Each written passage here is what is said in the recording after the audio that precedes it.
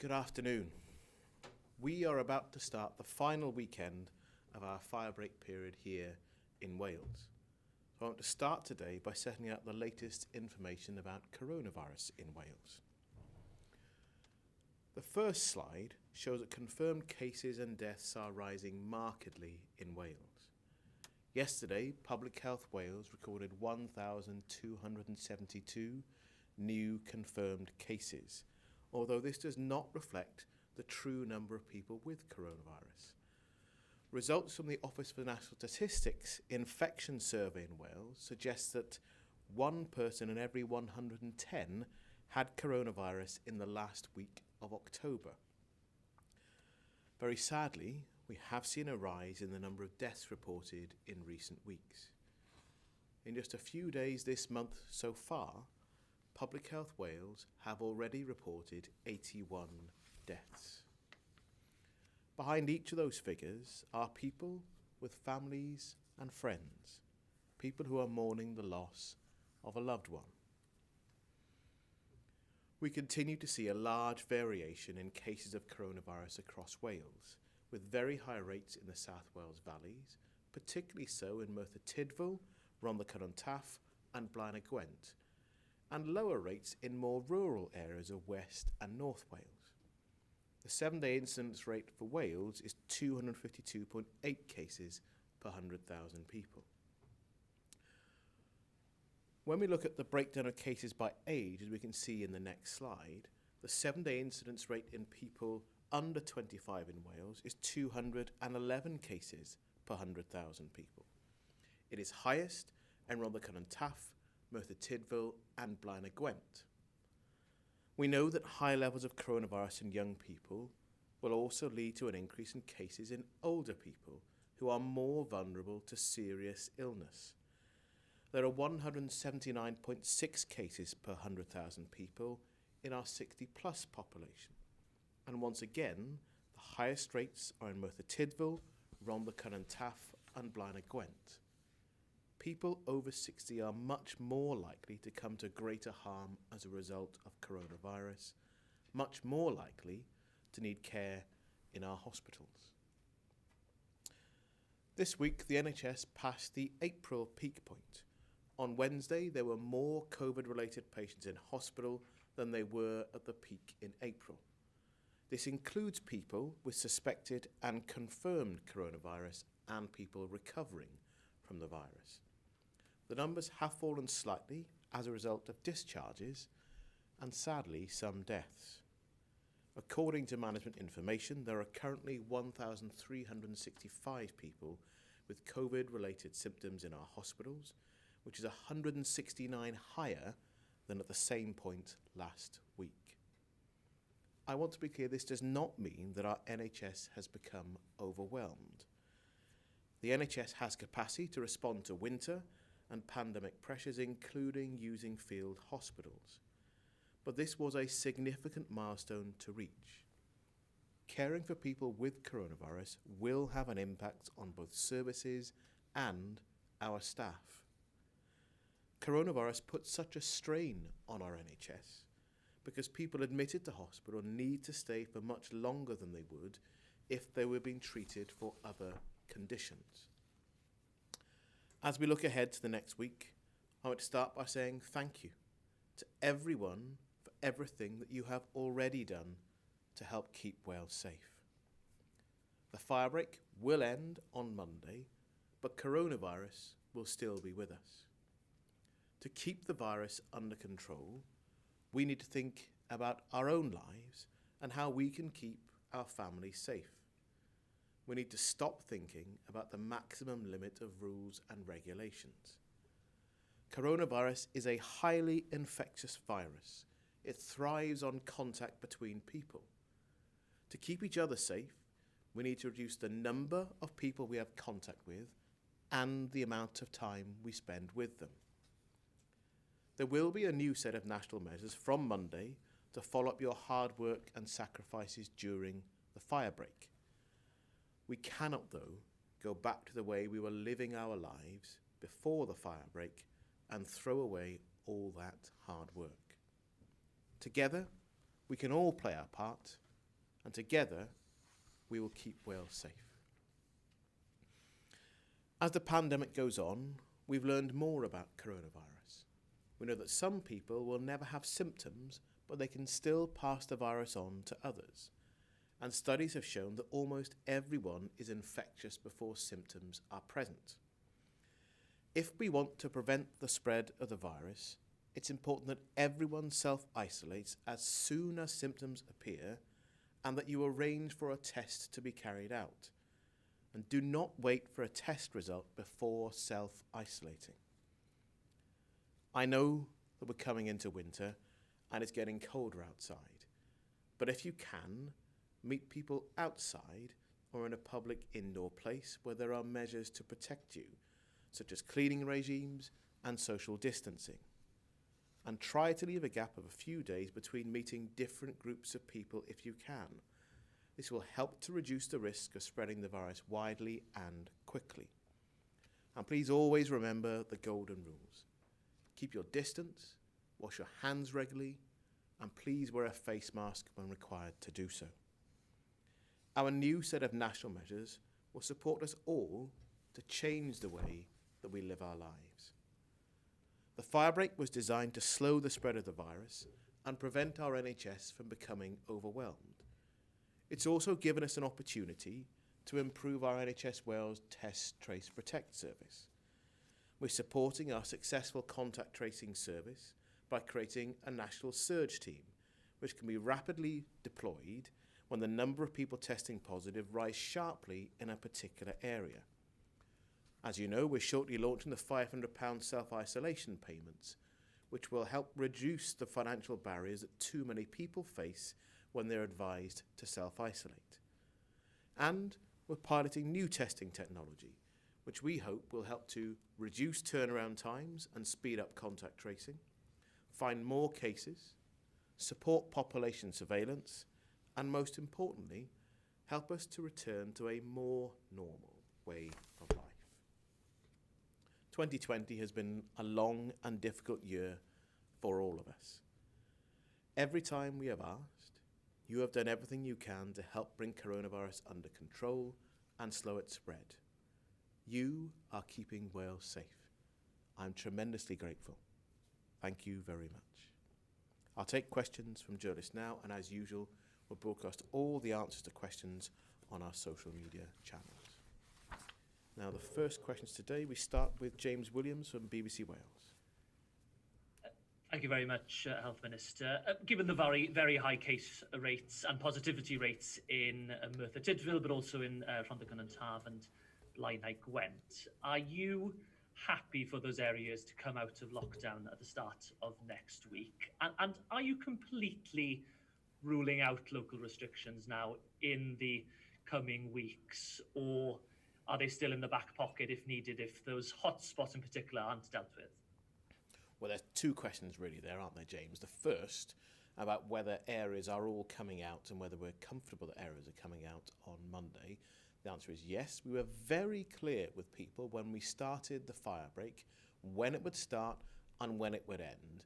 And I think a massive breach of trust in extending the firebreak past the period when we said it would end would have much greater consequences for people doing what we all should in terms of changing the way we live our lives and the trust people have within government in terms of the advice we're giving and why we're telling people we need to live our lives in a different way. And I don't think we could underplay how serious and significant it would be if we decided to extend the firebreak on Monday at the very end. And the second point about how comfortable we are goes back to what we've always said repeatedly. At the end of the firebreak, we won't have seen the sustained reduction in our headline cases that we think the firebreak will deliver. And that's because what we're seeing today in those infection rates being reported is a consequence of what was happening 2 to 3 weeks ago. So we were very clear that the lag in the action we take and the direct impact we see, we won't see that for another 2 to 3 weeks fully once the firebreak has ended. But what gives us some confidence about that is, apart from anything else, we look at what's happened in other parts of the UK and Northern Ireland in particular, who had an even bigger challenge in terms of their population infection rates before their own version of a firebreak. And we're starting to see a plateauing and a reduction there. That's really important for us. So yes, the firebreak will end for all parts of Wales, but I just want to really reinforce the point that we can't go back to living our lives the way we did before. We need to change the way we live our lives, and this is about people being responsible and thinking not just what the rules provide, but think about what should I do to reduce contacts and not to go out and want to have as much contact as possible with other people, because that is most likely to lead to more harm and a continued increase in coronavirus circulation. And I guess in terms of your second point about restrictions for the future, we've been really clear that we want a national set of rules, make it easier for everyone to understand how we should be living our lives and to support that. It is always the case, though, that if we see sustained, localised increases, we'll be prepared to take measures that are appropriate. But I think wanting to forecast and to go into giving theoretical promises now about action in one area or another is not appropriate. But it does mean we'll need to continue to manage the pressure we see on our services, especially the health service, and again to reinforce to people, please consider what you should do, because again, if we all play our part, then we can help to keep Wales safe. Thank you very much. Can I turn to testing? You announced or gave a written statement yesterday updating us on the new generation of rapid tests that you hope will come online in perhaps the next couple of months. But what about the here and now? Because as you know, the turnaround times in particular for those lighthouse lab tests are still bad. They've been bad for a while now. So what's being done to deal with the testing regime that we've got now for at least the next few months? Okay, so there are a couple of things that it is important to run through this. So there's regular contact between my officials and the UK Government Department for Health about the programme. We haven't sat back and watched what's happened. There's been a regular conversation when we've seen challenges in performance, and I raised this in a meeting between all 4 Cabinet Health Ministers last night. To the end of September, we saw very consistent and high levels of performance in Lighthouse Labs, but we then saw a significant increase and Lighthouse Labs weren't able to cope. So we went from about 90% of tests being delivered in one day to a really significant drop, and that deteriorated at one point to only 24% being turned around in one day and 48% coming back in 2 days. We are now starting to see an improvement in that testing turnaround. It's at 39% performance in one day in the last week of figures that we had, and over 90% being turned around in 2 days. And there is now more capacity within the wider Lighthouse Lab testing programme, but it's not at the point where we would say we're entirely satisfied with it. So we'll continue to work with colleagues in the Department for Health in the UK government who have responsibility for the Lighthouse Lab testing programme, whilst we continue to look to deploy our Public Health Wales tests in a different way, supporting our ability to find local outbreaks using mobile testing to do that, where we're expecting to have more control and direction over that here in Wales. And equally, the investment that I've announced that is coming on board, and we should start to see our regional labs that I've announced will move to a 24-hour testing cycle. They should be starting over the next week. So you can expect to see a continued improvement. That's where we need to be. It's where all of us in the UK need to be, to support the ability to get people to get a test when they need to isolate from the start of symptoms, not to wait for the test result before you do that, and then obviously to support our contact tracing teams to help people to understand if they need to isolate as well. Thank you, James.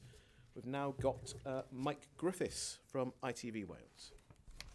Thank you, Health Minister. I'd like to pick up on the question of tracing. You made reference in your address to the surge team that can be deployed in those areas where there are clusters. What form does that take and how do they operate? So we have regular conversations with who are running the service, and again, I'm tremendously grateful to all the staff who are making a difference right across the country. Local teams employed by local authorities working in partnership with the NHS. We do know that because of the pressure, we've had challenges in different parts of the country as case numbers have gone up. In the recruitment round that is ongoing, the Cardiff and Vale service together, they are looking to be the host for that national team. So we're recruiting extra people in that. It should give us then a national surge capacity. So if, for the sake of argument, a team in West Wales finds it's got a surge and it needs extra capacity, then as well as the regular call for mutual aid with other services, we'll have a national team that can deploy to do that as well. And the key advantage we've had is that because people have worked with each other and there's an understanding of where local services are, that's developed lots of confidence in the public, but I do think that'll mean that we'll have this ability to deploy more rapidly to support those local teams that are under pressure. Thank you. As a follow-up, with the ending of the fire break from Monday and no question, as it seems, of enhanced restrictions for those areas where rates are still very, very high, the issue of compliance is an important one. How confident are you that the current penalties and deterrents for not complying, say, with contact tracing and not complying with the rules that will exist from next week are strong enough and are enough of a deterrent for people to comply? Well, it's not just about compliance, and I think it's wrong just to say this is all about compliance and enforcement. It's actually about the first measure of doing what we should do. That's what's so important for people to get a test if you've got symptoms, to isolate when you've got it, because you're actually at your most infectious at that point, so you're most likely to give it to people that you see, that you work with, that you live with, your friends. So it's really important for people to do the right thing as our starting point. The measures we're taking around rules and around the compliance element is important. What we really want to do, though, is to get people to think about what they should do first off. And it's also because we know for lots of people, there have been real concerns about getting a test, about how quickly they'll get a test and the impact on their working lives, especially so for self-employed people and for low-paid people. And that's why we're introducing the extra support, that £500 payment, and the additions we've made to people in the social care sector to top up their sick pay. So the support and the protect element is hugely important in addition to what we're doing in terms of the compliance. So again, I'd ask people to do the right thing, to look after you, your friends, your family, the people you work with, the people you care for. And in doing that, you'll be playing your part to help keep Wales safe. Thank you, Mike. We've got Will Hayward from Wales Online. Thank you, Health Minister. Care homes are possibly the part of Wales that are most at risk of coronavirus, and yet the public have no idea what the current situation is inside them. Will you commit to publishing on a weekly basis how many homes in Wales have COVID cases, as well as how many residents in Wales currently have the virus? Okay, I think we can do something that will have a regular publication because we understand the position that we're in care homes with the risks that are run. And what I want to do is to make sure we have regular and reliable information. And I think we'll look at how we have a weekly summary. We've done this previously, of course, in looking at where we were with the number of cases in staff and residents, which I understand today is at 792. But we'll then want to look at what that means in a percentage of the workforce. I think it's just over 3% at present, but then to understand the pattern of how that exists. And all of this is giving people information, but the key point in all of this is what we're then doing to protect people in our care homes. That's both staff and residents. And it's why getting on top of community transmission is so important. And it's also why we've introduced the sick pay payments to top up on statutory sick pay, because we've estimated that 85 to 90% of people in residential care don't have access to anything more than statutory sick pay. And again, there's a perverse incentive for people to go to work even if they do have symptoms, because otherwise they may not be able to afford to pay their bills. But I definitely want to make sure we have regular and reliable information so people don't need to go searching for it, but we're openly providing it. Thank you. You've just announced that we've passed the level of the April peak. After that, it took us over a month to come out of lockdown. Why do you feel comfortable coming out of the firebreak after just 2 weeks, considering we're at the same level as in April?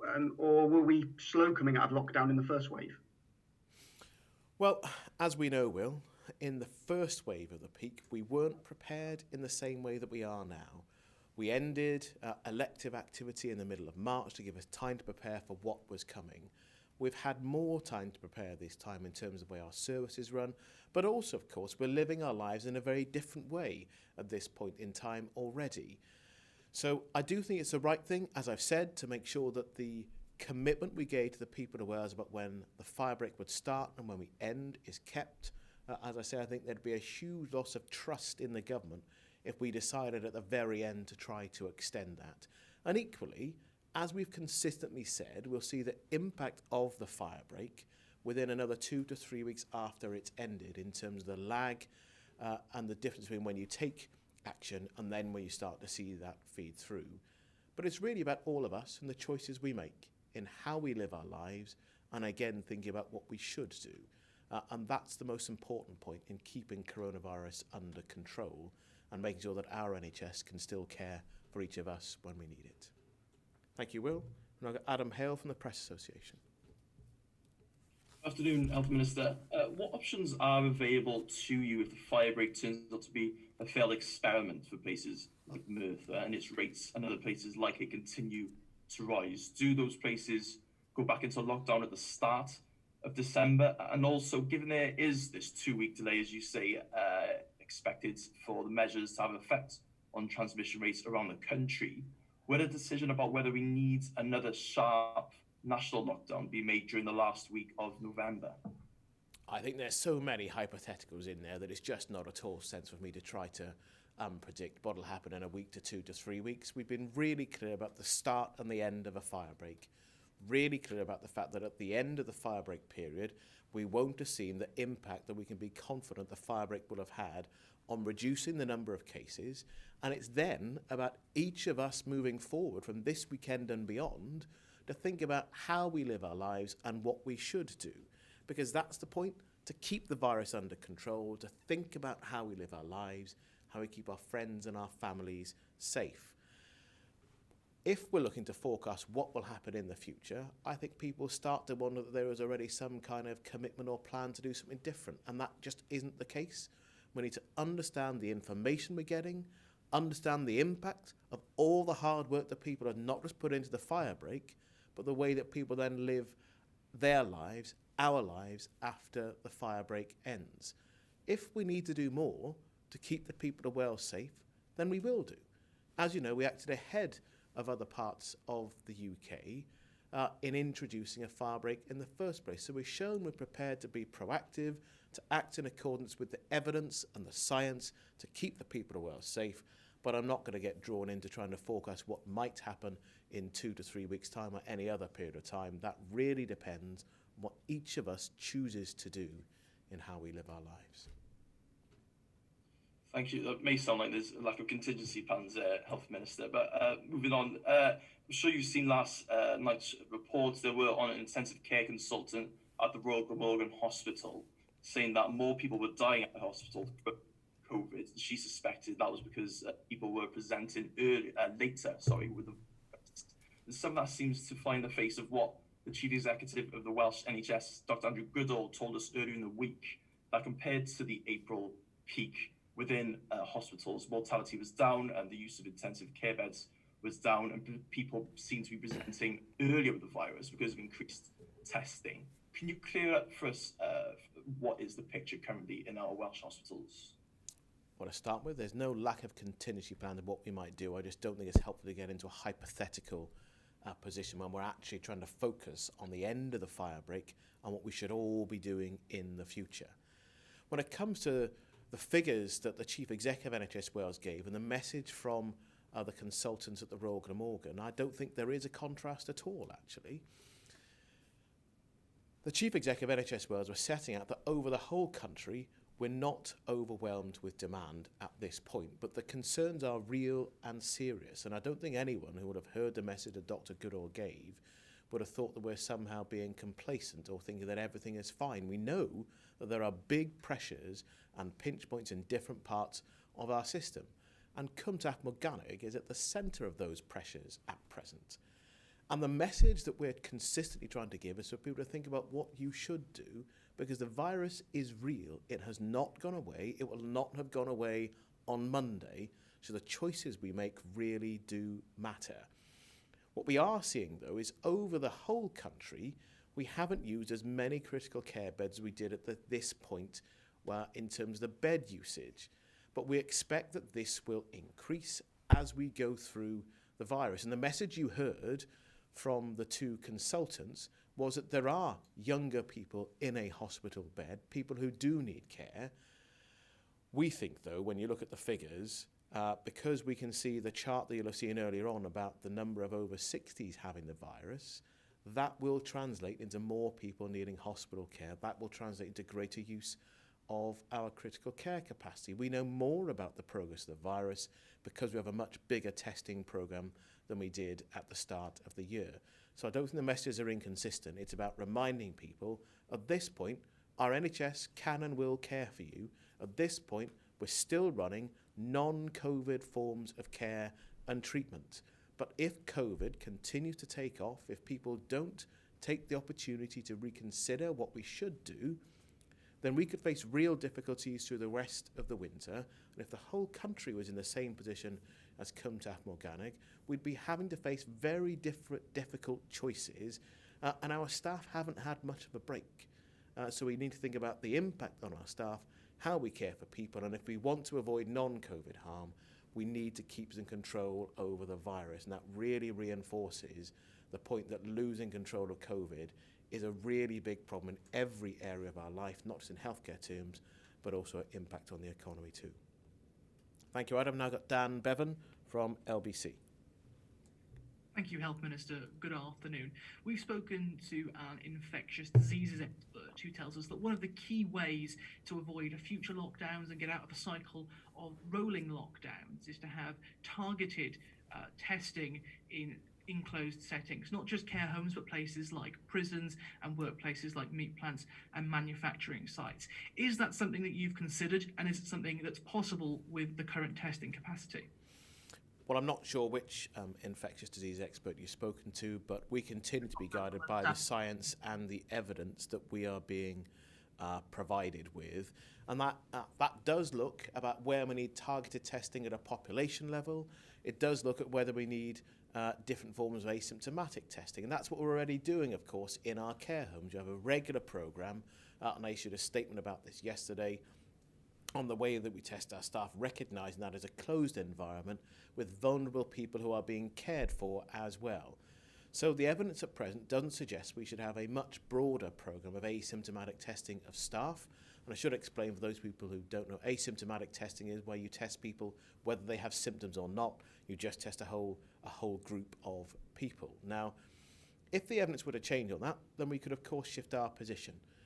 And we've done that progressively through the pandemic. As the evidence base has changed, we've made different choices. So I wouldn't rule out a future course of action, because the evidence may mean that we need to do something different in the future.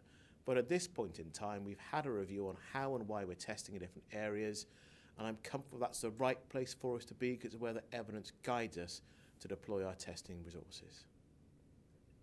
Thank you. It was Dr. Roland Salmon, the former head of communicable diseases at Public Health Wales, if you must know, Minister, but thank you for that answer. Also, is the Welsh Government looking on at America currently with concern at the US election, considering that President Trump is claiming the election is rigged against him, but without providing any evidence for that?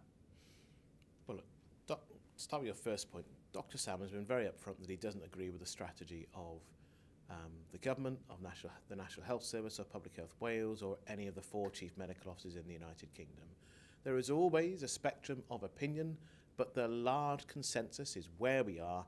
And as I say, we've openly published the scientific evidence underpinning the approach we've taken through the firebreak. We're continuing to listen, we're going to consider different views, but ultimately we'll have to consider the direct evidence and advice we get before ministers decide. And I'm sure there'll continue to be individual voices in the scientific community who disagree.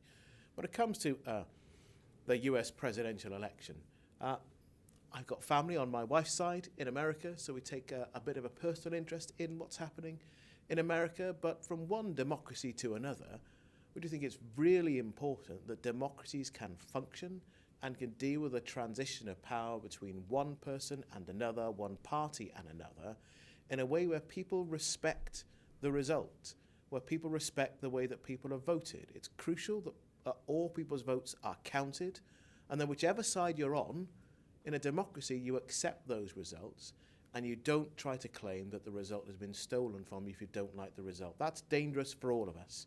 And if that sort of rhetoric were being used in countries in South America, Africa, or Asia, we'd be having a very different view on whether that country is a genuine democracy or not. So I hope that everyone, on whatever side they're on, in the current ongoing lengthy counting process in America, respects the fact that the American people have their votes cast, counted, then there will be a result, and all of us will need to respect whatever the outcome is. Thank you, Jan. I've now got Mark Hutchings from 5 Live. Thanks very much. We stopped people coming into Wales from COVID hotspots, but from Monday, if you're in Wales, you can travel to any part of Wales. It may not be recommended, but it's certainly allowed. Does that seem right? Yes, we've been very clear about where we are on what a COVID hotspot does and doesn't look like in the past. Coming out of the firebreak, the gains to be made from a consistent set of national measures and national messages about what we should each do are significant. It's the clear advice we've had from our scientific advisors. And of course, when it comes to England, their own set of rules and regulations for their 4-week lockdown mean that people would actually be breaking English regulations if they travelled into Wales or into England without having a good reason to do so with the rules that are in place there. The challenge for all of us is to again think about what we should do. What we should do to keep us safe, family safe, to keep the country safe, and how we live our lives in a different way to make sure we don't throw away the hard work and the gains that we expect to have made from our 2-week-long firebreak. And was it a mistake to be quite so definite about the end date of the lockdown? I get the point that you've made a promise that you will intent on keeping, but could you not have built in perhaps a provisional extra week if necessary? Might you do that in the future? Because it does seem now that we're coming out of lockdown because we said we would, not necessarily because we should. No, we always said at the start there'd be a start and an end point. And if we'd said there'd be a conditional 3rd week, or we might extend it a bit further, I think if you go back to when we made that choice, the reaction would not have been positive. The buy-in we've had from people across the country to support the firebreak would not have been what it is. And that's really, really important. And of course, at that point, we couldn't have forecasted there'd be a significant and sudden shift in policy in England when there was lots of criticism of the firebreak decision in any event from commentators within Wales and outside at the time. So I think rather than being Captain Hindsight, we should reflect on the choice that we made at the time with the information we had, the clear advice we had that the firebreak would make a difference and help us to save lives, regain control over the virus, and make sure our NHS wasn't overwhelmed. But the advice then is that you can have a definitive endpoint with a lag in the measures coming on board, and we'll then open and review where we are as we're going through. So we'll publish the information that we have, we'll publish our understanding of the impact of the firebreak in the weeks that come ahead, and it's all about the choices we make, the decisions we make about what we should do, how we support each other, and how we try to make sure that we don't allow coronavirus to come back with a vengeance, with all the harm it has already caused. And I think as we look at the firebreak, the 4-week lockdown in England, it should remind all of us about the consequences of allowing coronavirus to grow again at a rapid length, and the harm that it causes in terms of our health, but also the harm that it causes to the economy as well. So again, we'd ask you to think about what we should do over the coming weeks ahead as we exit our firebreak. Thank you, Mark. I've now got Dan Rivers from ITN. So what can you say to reassure families like the Lewis family in Rhondda who lost 3 members of their family in 5 days to COVID, that you are doing enough and to reassure them that this is the right decision to end this circuit breaker on Monday?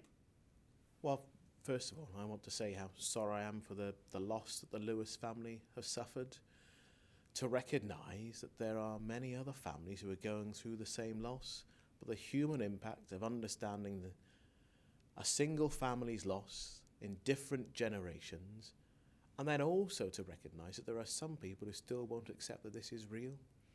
That family's loss should reinforce to all of us why we took the decision to introduce a firebreak in the first place, and why it's so important for us to respect the way we need to change the way we live our lives in the future. so that there aren't even more families going through that same period of loss. And not just about the reasons why we introduced the fire break, but it's why we're emphasising what we should be doing in the future. Because this is both about what the government should do, but it's crucially about what each of us do with our friends, families, and how we live together. And that would have the biggest impact on making sure that coronavirus does not grow rapidly again into the future. Because these are extraordinary measures that we've taken. Extraordinary measures to close different areas of economic life, to order people to stay at home unless they have good reasons to leave. And none of us want to do this in the first place. It wasn't a decision that I enjoyed taking with other ministers to introduce a fire break, but to please think about the Lewis family and to think about how we can act together to try to make sure that we reduce and avoid that harm in the future. It's in all of our interests to do so. Thanks for that. Do you have any kind of insights into why some families are so hard hit and why other people are completely asymptomatic? I mean, it does seem to be very odd the way some people, go through what the Lewis family have gone through. Other people, everyone in the family can get it and no one has any symptoms. Well, this is part of the reason why we all need to act together, because some of the risk factors we know more about. But actually there are others where we don't really understand why some people are affected more than others. So we know that Black and Asian groups are more likely to be seriously affected if they get COVID, but that isn't a hard and fast rule. We know that people with certain healthcare conditions are at greater risk as well. But we also know that even if you don't suffer great harm, you can pass it on to someone else who would then suffer much greater harm as well. And that's why the great national effort we've been involved in here in Wales to make sure the firebreak is a success, it's important not to lose sight of that and let that go as we come out of the firebreak as well, to change positively the way we live our lives and to recognise that in doing so, we're all playing our part to help keep Wales safe. And of course we'll learn more about coronavirus, about who it affects and why, but our aim and our objective now is to do the right thing to help keep Wales safe. Thank you, Dan. I've got Steve Bagnall from the Daily Post. Thank you, Minister. The Deeside Rainbow Hospital is opening next week, accepted to 30 patients to help with pressures. Do you think the other Rainbow hospitals in North Wales will be needed? And is there enough staff to use them if they are required to cope with more cases? We may well need to open more Rainbow hospitals in North Wales, and I'm aware that the Deeside one is opening at the start of next week. And this goes back into our challenge and to recognise how real it is. The fact that we're using field hospitals, the one in Cwmtaf Meganic has already got about 3 dozen people in it. It's had people come into it and go out of it, and the numbers are still about that level. They may need to open up more as well. In North Wales, the fact that a field hospital again is being opened again shows how we planned for the use of field hospitals and we're using them. And those Rainbow hospitals mean people can come out of our traditional district general hospitals, and it's also helping us to maintain non-COVID activity as well. The risk for all of us is that if we don't take this seriously, if we don't think about what we should do when the firebreak ends, it's not just that we'll need to staff our field hospitals, and yes, I am positive that we'll be able to staff those, but the challenge then comes about what that means for the rest of the service. And will it be the case that more COVID patients continue to come in to our district general hospitals, that will end more non-COVID activity, that will cause more harm, more pressure on our staff, and actually you're then leading into a position where the harm that COVID causes is much, much more widespread, and that's exactly what we're trying to avoid. Change the way we live our lives, get to the end of the year, and then reassess where we are on a range of factors, because if we don't, coronavirus will have a really significant impact for all of us, and government choices can't take away that impact. We all need to be part of this. Thank you, Minister. We are still seeing a high incidence of coronavirus cases in places like North East Wales, despite local lockdowns being imposed weeks before the firebreak. Why is this thought to be the case? Well, the biggest factor in the way that coronavirus is spread is the fact that it's a highly infectious disease and it thrives on human contact. So if people are still mixing with each other, especially indoors, that close contact, especially physical contact with people, is how coronavirus is most likely to be spread. And that's the evidence we get from our test, trace, protect teams when they do their contact tracing work and understanding how those events take place. It's close contact and most likely to be indoor contact within each other's homes. Now, that then explains why we're saying that there are limited bubbles of people who can come together in households. It's why we're saying think about what you should do, not what the rules allow, but do you need to see other people? Do you need to have physical contact with them? Can you do this in a different way? Can you manage to have less contact and shorter contact? All of those things will make a difference. And it's hard to ask people to live their lives in a different way. If you have a close-knit group of friends and family, it's often a big strength, and it gives us real comfort, and it's part of what we enjoy about life. In asking people to live our lives in a different way, we recognise this is difficult. It's much more difficult, though, if we go back to the position that the Lewis family and Rhondda have faced and think how many more families could go through that. How can we avoid that happening in our whole country? How can we all play our part to help keep Wales safe? Thank you, Steve. We've now got Rob Taylor from Wrexham.com. Good afternoon, Minister. Today you've mentioned how localised action is still possible if there's sustained changes to how coronavirus is circulating. You won't be drawn on hypotheticals and forecasts, but did say you'd be looking at information, evidence and science. So to keep away from the what-ifs, what are the metrics you're looking at to decide if localised action is needed, and what are the trigger points? Well, we'll still continue to look at the rate of positivity in different areas, so the number of people for every 100 who test positive. We'll still continue to look at the headline infection rates.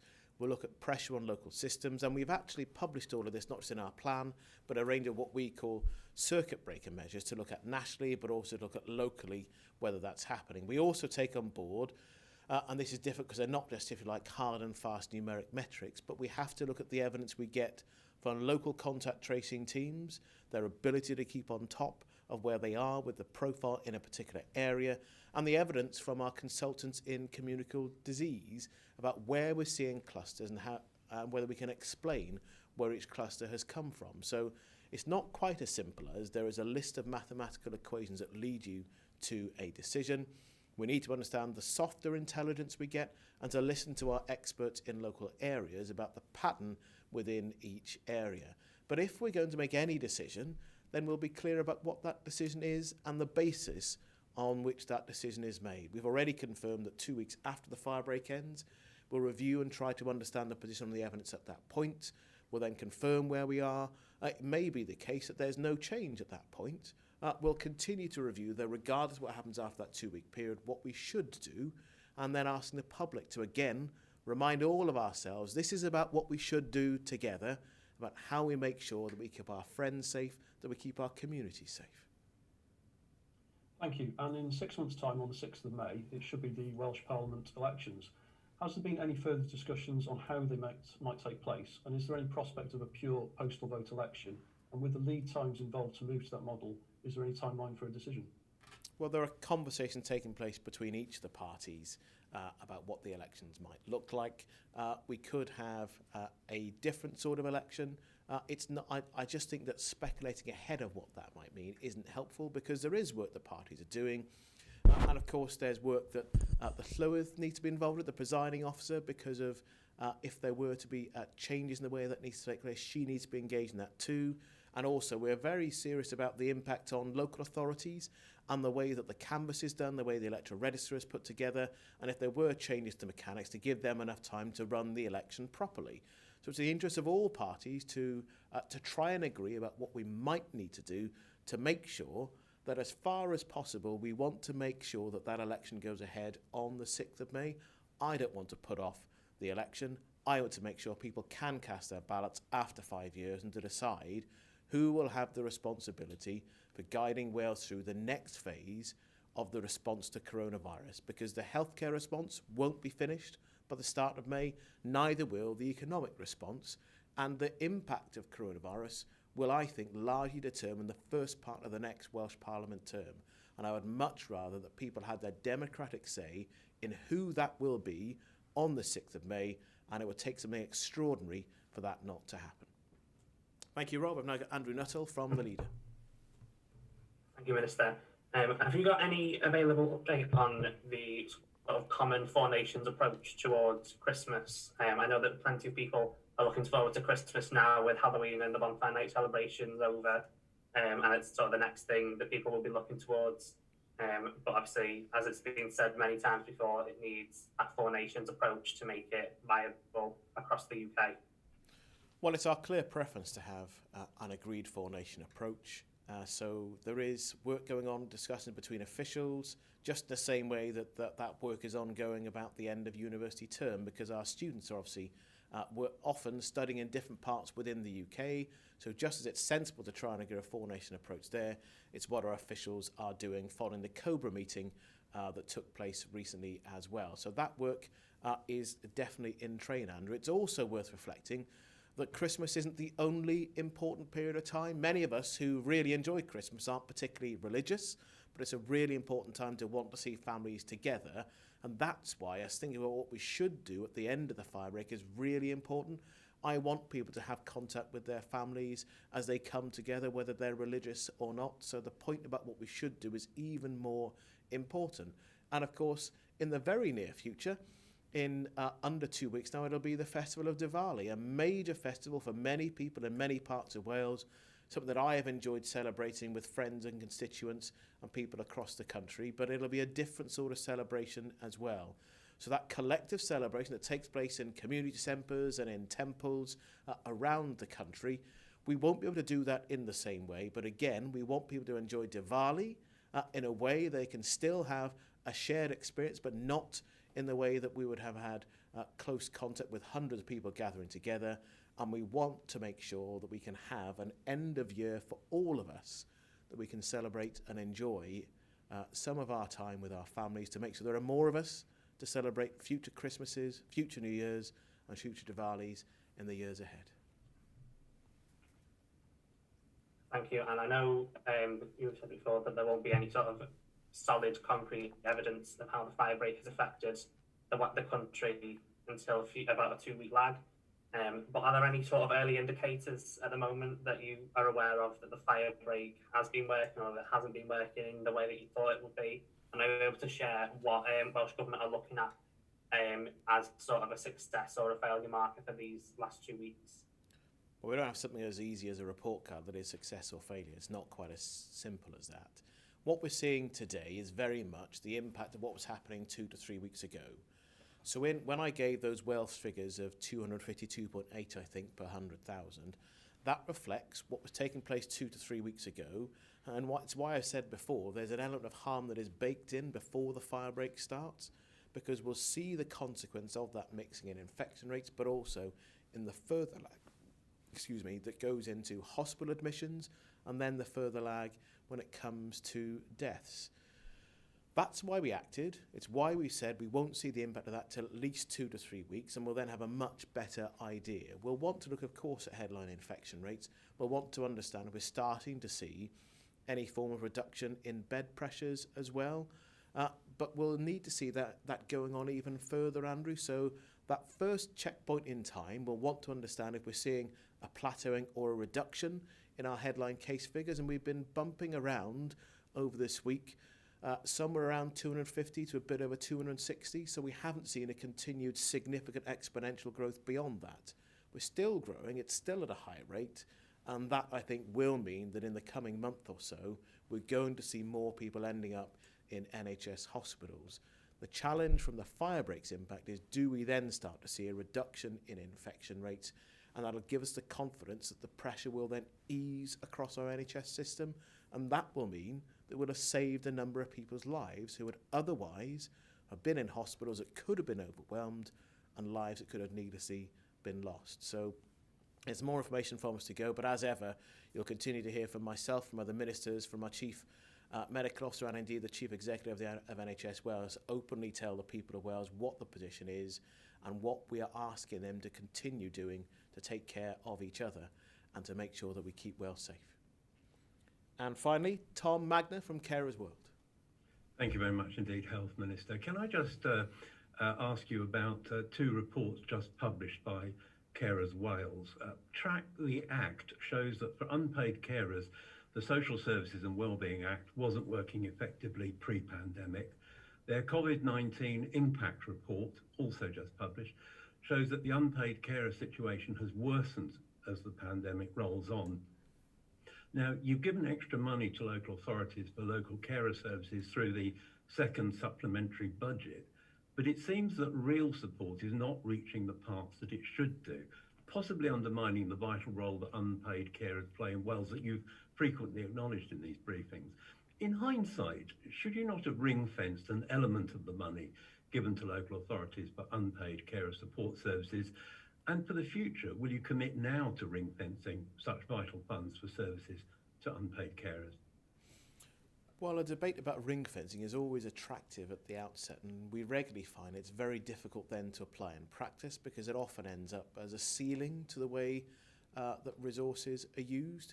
What we need to make sure is that as we get through the pandemic, that we continue to recognise the role of unpaid carers and to find ways to support them, because I recognise that the length of time that unpaid carers have had to care for loved ones in a different way with extra pressure has an impact on how people can cope, and the ability to get respite is different now.